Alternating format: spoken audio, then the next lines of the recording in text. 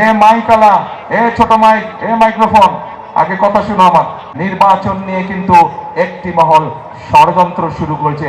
পত্রিকার পাতায় আমরা খবরে সেই খবর দেখেছি। বিভিন্নভাবে তাদের লোকজন বিভিন্ন মানুষকে গিয়ে বিভ্রান্ত করার চেষ্টা করছে।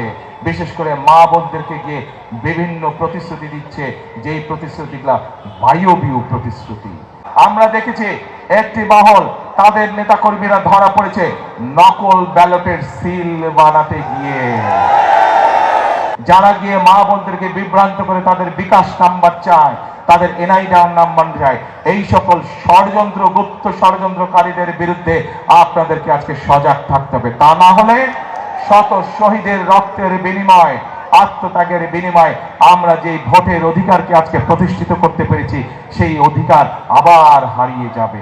সেই অধিকারে আবার ষড়যন্ত্রের বেড়াজালে আটকে যাবে। কাজে আমরা যদি সতর্ক থাকি, তাহলে বাংলাদেশকে কেউ আটকে রাখতে পারবে না।